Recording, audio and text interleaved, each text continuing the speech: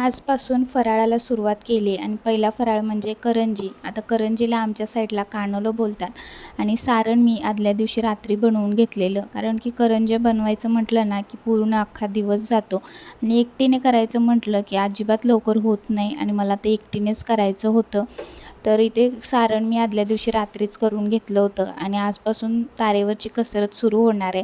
कारण की सकाळी घरातली कामं आणि पूर्ण दिवस फराळ आणि परत संध्याकाळची कामं, त्यामुळे आत्ता सध्या ना अजिबात वेळ भेटत नाही आहे. त्यामुळे 2-3 दिवस झाले मी व्हिडिओसुद्धा टाकले नाही आहेत आणि हा सुद्धा मी व्हिडिओ कधी शूट केला आहे, पण थोडासा लेटच मी टाकते हा सुद्धा व्हिडिओ.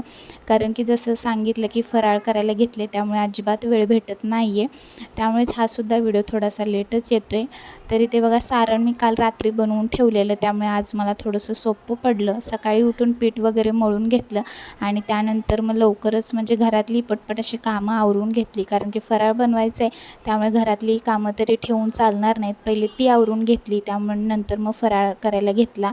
आणि करंज्या बनवायचं म्हटलं ना की खरंच खूप वेळ लागतो आणि ते बघा तसंही मी जास्त बनवत नाही. कारण की आम्हाला करंज्या अजिबात आवडत नाहीत. मला तरी गरम गरम असेल तर 1-2 ठीक आहेत, मला नंतर अजिबात खावंसं वाटत नाही. पण देवाला नैवेद्य दाखवायला किंवा दिवाळीचा फराळ आपण एक 4 लोकांना देतो इकडे तिकडे, तर असं देण्यासाठी किंवा देवापुढे नैवेद्य देवाला, त्यामुळेच मी करंज्या बनवते. बाकी करंज्या आम्ही कोणी खात नाही, त्यामुळे जितक्या कमी तेवढ्याच मी बनवते, जास्त बनवायला जात नाही. तसंही कसं आहे माहिती आहे का, खात नाही त्यामुळे जास्त बनवायची मेहनत, नंतर ते फेकून द्यायचं.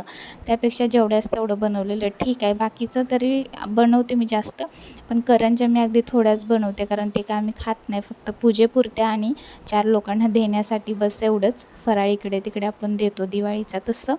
आणि ते एक डबा भरून तरी झाल्या होत्या आणि हे खरंच आवरायला मला ना पूर्ण दिवस गेला एवढंसंच बनवायला.